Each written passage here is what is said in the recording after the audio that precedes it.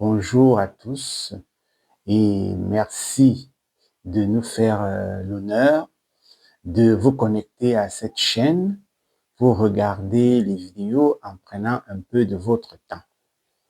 Nous sommes très contents de savoir que vous avez pris cette période pour regarder le contenu de la chaîne qui est adressé à l'endroit des Camerounais. Tous les Camerounais soucieux de faire de l'élection présidentielle de 2025 un tournant important de la vie de notre pays. Et pour atteindre le maximum de Camerounais, il est important de vous abonner au maximum et paraît-il en mettant beaucoup de likes, nous serons beaucoup suivis et que beaucoup de Camerounais pourront participer avec plus de pertinence à l'élection présidentielle de 2025.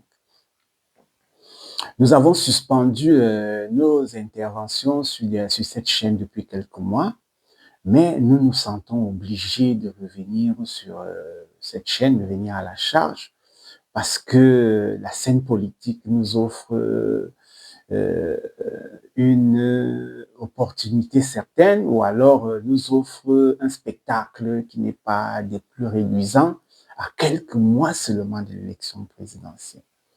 Je l'ai déjà dit et je continue à le confirmer sans avoir peur de me tromper que le vrai problème du Cameroun, c'est les juristes.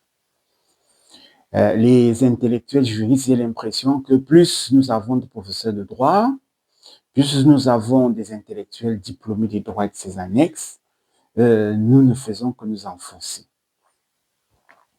Il n'est pas compréhensible qu'à quelques mois de l'élection présidentielle, tous les débats tournent autour du code électoral, de la liste électorale, du mandat impératif, de la procédure électorale. Mais on se demande à quel moment est-ce qu'on parle vraiment du Cameroun. Et ce qui est peut-être gênant dans cette affaire, c'est qu'ils se revendiquent tous scientifiques. Ils disent que c'est des débats scientifiques. C'est des débats scientifiques. Et je l'ai dit et je le dirai toujours, le droit et ses annexes, ce n'est pas une science. Le droit ne saurait être une science. Tout simplement parce qu'au fur et à mesure qu'on a changé la définition du mot science a évolué, on s'est éloigné de la science, de l'épitaphe, de nul n'anticipes les géomètres. Aujourd'hui, tous les débats se veulent scientifiques. Or, le problème de la science, c'est qu'il faut qu'il y ait un objet. Émile Durkheim a défini la science comme étant un ensemble de 3 éléments, la terminologie et surtout l'objet, la méthode, la terminologie et l'objet, surtout l'objet. Et je l'ai déjà dit dans une autre vidéo, chaque fois qu'un objet est confondu au sujet, ça ne peut pas être une science. L'objet du droit est fabriqué par le sujet. Comment est-ce que ça peut être un objet scientifique? Donc aujourd'hui, on se lance dans des débats scientifiques, des débats dits scientifiques sur l'impératif du droit. En science, quand un maître parle, celui qui n'est pas maître ne peut pas parler. À partir du moment où on conteste un maître et qu'on a des arguments pour contester un maître, c'est qu'il n'est pas maître. Et quand on n'est pas maître, on n'est pas maître. Quelle est cette science où un serviteur peut contredire le maître? Ça ne se dit pas. Et ça, c'est des débats qui s'équilibrent. Ça veut dire que le droit n'est pas une science. Et le Cameroun est entré dans je ne peux pas dire ce chaos à partir du moment où on a confié ce pays aux juristes. Ils ont transformé et tous les débats sont autour des problèmes juridiques et à côté des problèmes que vivent les Camerounais. On se retrouve dans des situations où pour résoudre un problème, on prend 10 ans. Un problème qui ne peut prendre que maximum 2 jours pour être résolu.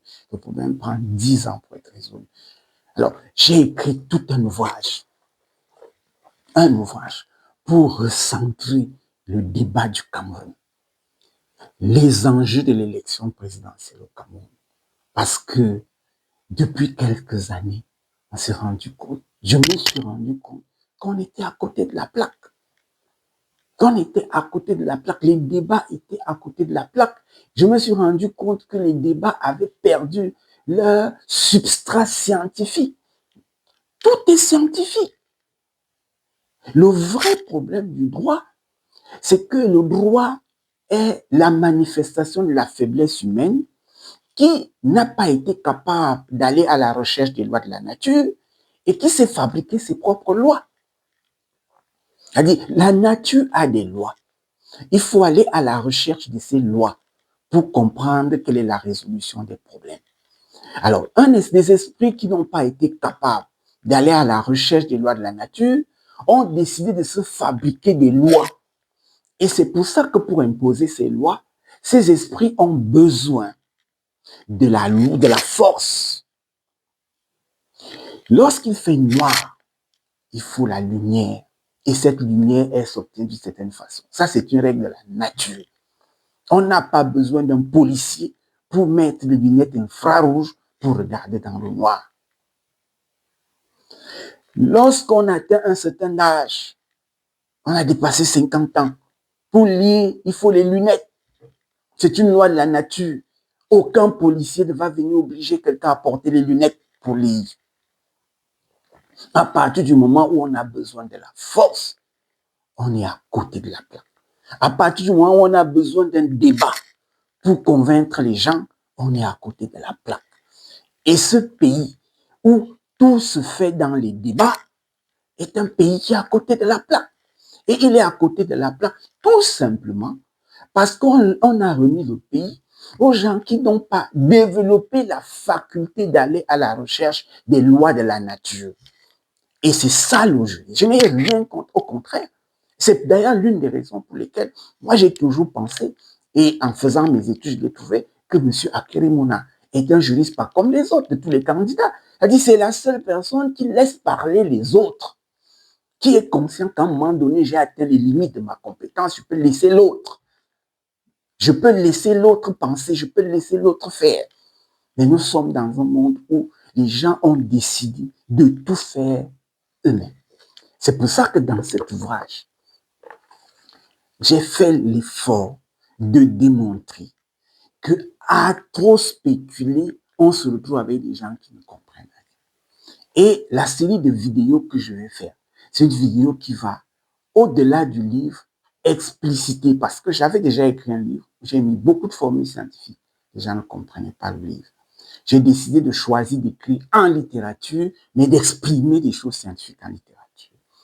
C'est ça que dans la première partie de cet ouvrage, j'ai déploré que le débat soit l'absence d'idéologie. J'avais écrit au professeur Camto une lettre qui a eu la chance d'être publiée par le journal Le Messager pour lui faire savoir, lui demander quelle est l'idéologie du MRC. J'ai lu les documents du MRC. J'ai suivi, j'ai entendu qu'il faisait le social-libéralisme. J'ai demandé, c'est quoi, quelle est l'idéologie, c'est quoi l'idéologie du social-libéralisme, c'est quoi le social-libéralisme? J'ai écrit à M. Cabrali, je lui demande, quelle est l'idéologie du PCRN? C'est quoi pour le libéralisme communautaire? C'est pourquoi le fédéralisme communautaire? C'est quoi exactement? J'ai écrit au SDF pour comprendre c'est quoi le socialisme démocratique. J'ai écrit à beaucoup de présidents de partis politiques pour leur demander quelle est l'idéologie de votre parti. Je me suis rendu compte qu'en lisant leurs écrits, ils n'ont même jamais compris ce qu'on appelle une idéologie. Ils savent réciter les concepts parce que, et c'est ça la différence entre ce qui n'est pas science et ce qui est science. En science, on a ce qu'on appelle une définition opératoire. Comment comprendre, c'est quoi une idéologie? Quels sont les attributs?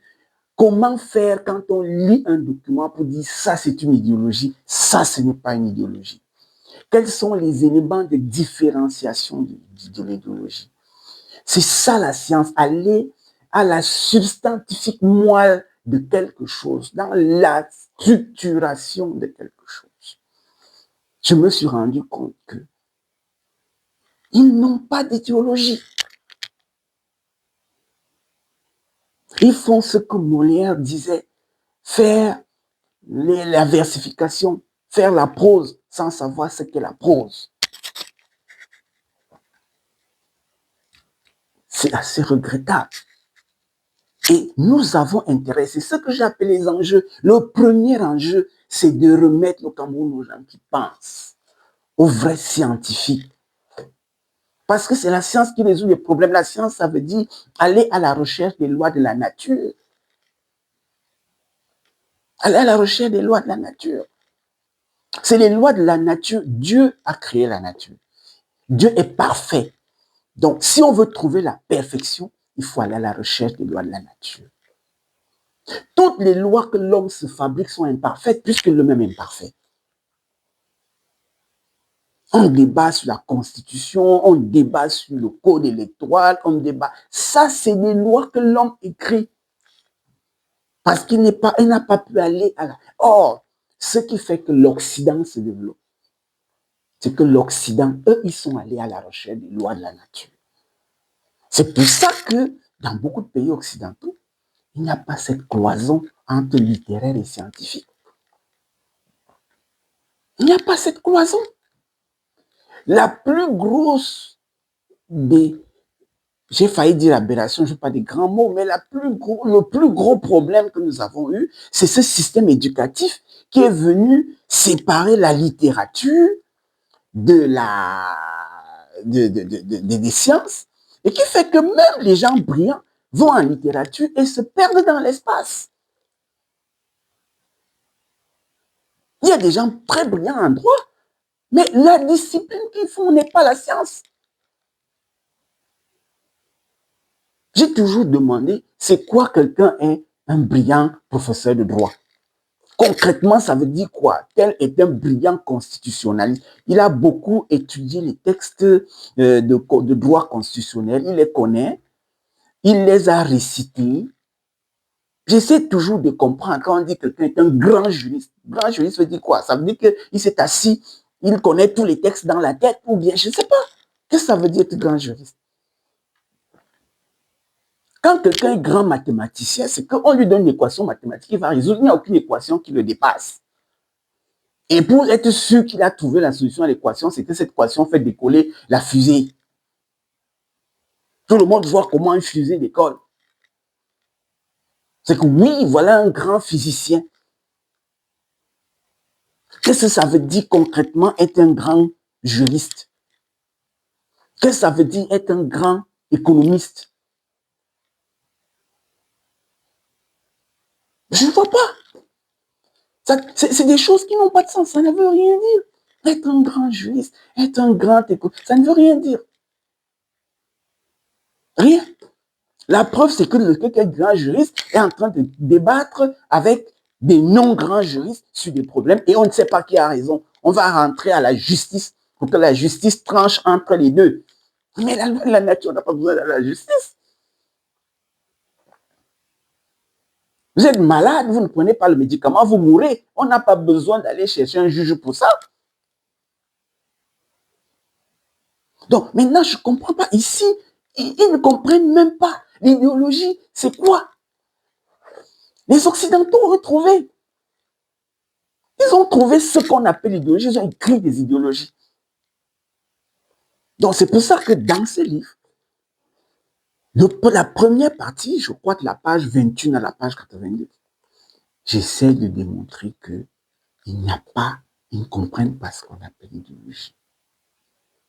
Ils ne comprennent pas. Et l'exposé d'aujourd'hui, c'est pour montrer ce qu'on appelle une idéologie, ce qu'un scientifique comprendrait de l'idéologie. Alors, ils sont au moins tous d'accord, que la situation économique du Cameroun est chaotique. La situation sociale du Cameroun, elle est chaotique. Nous sommes tous d'accord. Et nous sommes d'accord qu'au Cameroun, il y a des comportements antisociaux. Nous sommes tous d'accord. Pour certains, c'est ces comportements antisociaux qui entraînent la situation chaotique. C'est un peu ceux qui défendent que la corruption, le détournement de fonds publics entraînent la situation chaotique. Il y en a qui se disent que la situation chaotique, c'est elle qui entraîne les comportements antisociaux. C'est un peu ce que dépend le président Cabral Libi, qui dit que la corruption vient du fait que les Camerounais se sentent abandonnés. Les autres défendent que c'est ces problèmes chaotiques, c'est ces comportements sociaux qui entraînent une situation chaotique. Et là qu'on est. Mais j'attire l'attention des Camerounais sur le fait que la situation chaotique, comment elle se lie? Elle se lie parce que les services sociaux ne sont pas accessibles, les services publics ne sont pas accessibles, ne sont pas disponibles. Donc, c'est au niveau des dysfonctionnements des services publics qu'on lie la situation chaotique. Les comportements antisociaux, pour qu'ils aient un impact sur la situation chaotique, où est-ce qu'on les lit? On les lit dans la mauvaise prise en charge des usagers dans les services publics. C'est toujours dans les services publics. Donc, qu'il s'agisse de la situation chaotique ou des comportements antisociaux, c'est dans l'administration que ces comportements sont constatés pour qu'ils aient un impact. On a donc un triptyque qui s'installe entre l'environnement, que j'appelais E, les comportements antisociaux que j'ai appelés l'individu, I, et l'administration. Nous avons donc 3 éléments en présence. On ne sait plus lequel a entraîné lequel, puisqu'ils sont tous là. Pour certains, si l'administration fonctionne bien, la situation chaotique n'est pas mauvaise, il n'y a pas de comportement antisociaux. Aussi simple que ça, voilà le triptyque qui régit l'État. Et ce n'est pas moi qui l'invente, c'est environnement, individu et administration. Comment faire pour que ce triptyque soit équilibré et que le Cameroun se développe?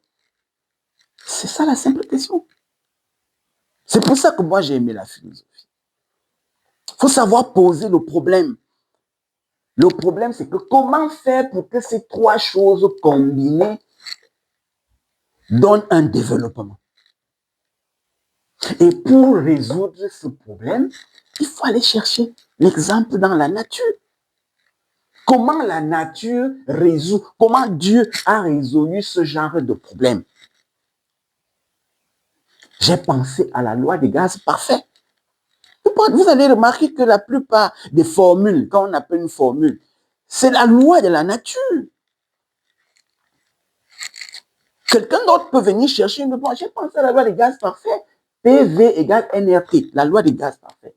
Quand on a la pression, le volume et la température qui sont concomitants, qu'est-ce qui régit l'équilibre de la nature?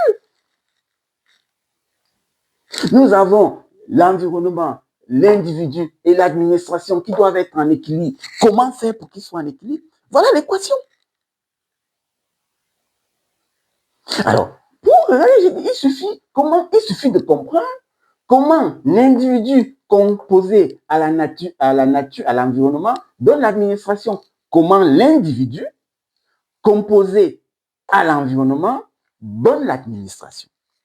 C'est tout ça l'équation.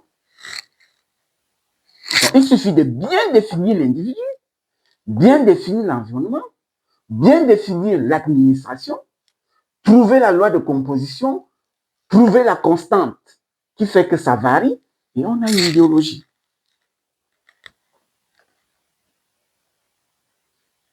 Définir l'idéologie politique, c'est définir la loi de composition qui fait que l'homme rencontre l'environnement pour donner l'administration. C'est tout. Voilà la définition scientifique de l'idéologie. C'est celle-ci qui est applicable. Dès qu'on résout cette équation, on a résolu le problème. Et c'est ça qu'on transporte. On n'invente pas la science. Il suffit donc maintenant d'aller voir comment ceux qui sont développés ont posé les éléments de cette équation. C'est comme ça qu'on fait une importation de technologie, une importation de savoir. Comment les pays développés ont fait pour poser cette équation? Aller chercher chez Karl Marx, c'est quoi l'individu? Aller chercher chez Karl Marx, c'est quoi l'environnement? Aller chercher chez Karl Marx, c'est quoi comment l'administration est déduite de la combinaison de ces deux, quelle est la nature que Karl Marx a donnée à la loi d'application étoile. On vient faire exactement la même chose. Parce que j'entends souvent les gens dire analogie, comment on appelle ça? Ils disent comparaison n'est pas raison. Mais c'est tellement faux. Toute la vie, c'est comparaison. Toute la vie humaine est comparaison. Pour savoir quelle est la taille de l'habit que je porte, il faut que je compare les dimensions de l'habit à la dimension de mon corps. Pour savoir quelle est la taille des lunettes que je porte, il faut que je compare la dimension des lunettes à la dimension. Toute vie est comparaison. Le principe de la vie, c'est la comparaison. Donc, l'analogie est la base de la science. Il suffit donc d'aller voir la nature, comme c'est loin là-bas, au lieu d'aller faire la recherche, parce qu'on aurait bien pu faire la recherche. Allons chercher comment est-ce que les autres, et c'est ce que j'explique dans cet ouvrage, après avoir déploré le fait que les partis politiques, les présidents politiques n'aient pas d'idéologie, je les ai invités à suivre l'itinéraire de construction idéologique de Karl Marx. Comment Karl Marx a défini ces éléments pour avoir le marxisme. En faisant la même chose, on comprendra. Et c'est comme ça que l'histoire se continue. Parce que vous savez que sur cette formule, elle peut être fondamentale, mais au fur et à mesure que la science évolue, ceux qui viennent après nous les perfectionnent. Cette formule, dès le départ, depuis le début, la loi des gaz parfaits, elle a été métamorphosée au fur et à mesure qu'on découvre des choses concernant la pression, concernant le volume, concernant la température. Ça, c'est ce que j'ai appelé la loi du développement parfait. C'est quelle est la combinaison entre l'individu, l'environnement égal à l'administration. C'est ça la loi du développement parfait. C'est ça qui doit faire l'objet des débats. Parce que personne ne tranchera le débat sur quel est le mandat impératif. Parce que celui qui a même écrit le texte. Maintenant, nous sommes déjà à la critique de l'article du code. Attendez, nous allons aller où? C'est un cercle vicieux. Ce que nous voulons, c'est que la situation chaotique change, c'est que les comportements antisociaux changent, c'est que l'administration fonctionne bien. Donc, il faut réfléchir sur la combinaison des trois. Voilà l'enjeu de l'élection.